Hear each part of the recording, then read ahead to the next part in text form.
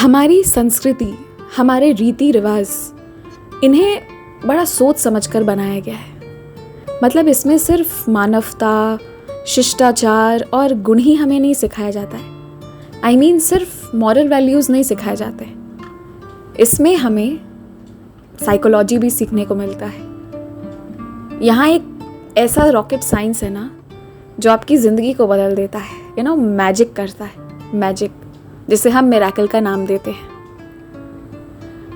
हमें बचपन से सिखाया जाता है कि अपने से बड़ों को नमस्कार करो, उन्हें प्रणाम करो, उनके चरण स्पर्श करो, उनके पाँव छुओ, उनके पाँव पखारो। पता है ऐसा क्यों है?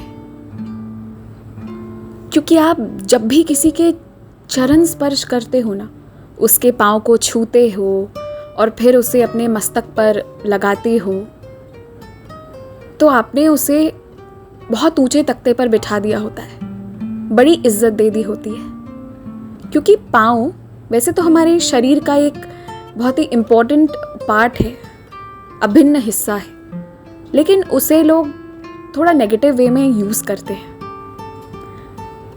उससे मैंने अपने पाँव दबवाए, उससे मैंने अपने पाँव छुआए, वो तो मेरे पाँव के नीचे रहता है, काम करता है मेरे पाँव के नीचे, मेरी बातें सुनता है।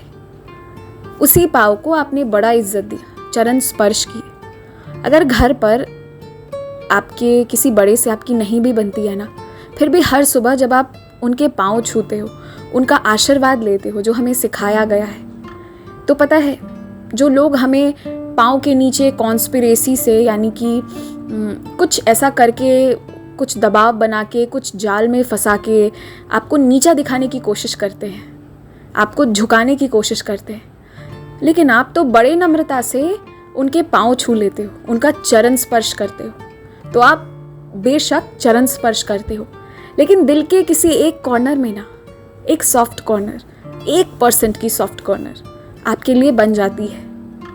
छू तो आप पाँव रहे हो, लेकिन वो दिल तक जाती है। आप खुद झुक जाते हो, उनके चरण स्पर्श करते हो।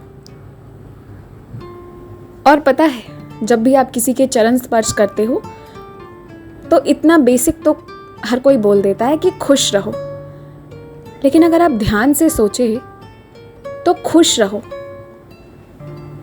इस आज की दुनिया में खुश आपको कितने कम लोग देखना चाहते हैं।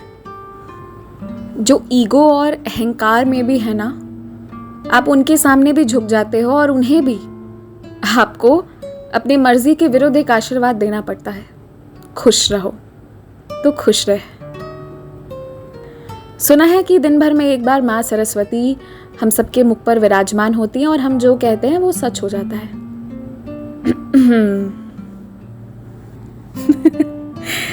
समझ ही गए होंगे आप लोग।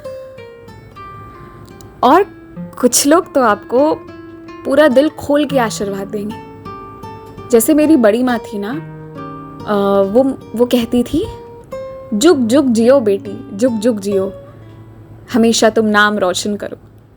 यानी कि तुम युगों युगों तक जियो, आपके लॉन्ग लाइफ के, आपके प्रोस्पेरस लाइफ की कामना करते हुए आपको वो आशीर्वाद देते हैं। और कुछ लोग ऐसा भी कहते हैं, आयुष्मान भव।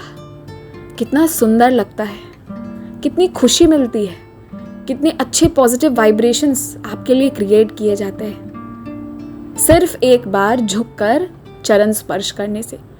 इसलिए इसे ईगो में मत लीजिए। ये तो एक तरीका है जिससे आप बड़ी नम्रता से, बड़ी विनम्रता से लोगों के ईगो के पहाड़ को भी तोड़ सकते हैं, सिर्फ एक चरण स्पर्श करके।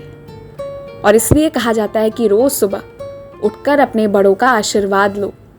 जब भी आरती करो, आरती के बाद जब आपको आरती लेने को कहा जाए, तो आरती लेने के बाद भगवान जी को प्रणाम करो और जो आपको आरती दे रहे हैं उन्हें भी प्रणाम करो। इसीलिए कहा जाता है कि good morning dude, I love you, take care की जगह प्रणाम करो। कोई पीछे से खुश रहो कहेगा।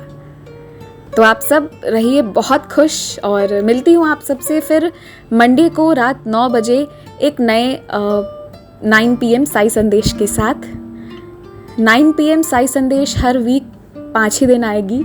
तो इस वीक संडे से लेकर थर्सडे तक हमारे 5 एपिसोड्स हो गए हैं। तो अब वापस मंडे को आएगा 9 PM साई संदेश। मॉर्निंग वाला संदेश एज़ यूजुअल आता ही रहेगा। जय साई राम, खुश रहिए।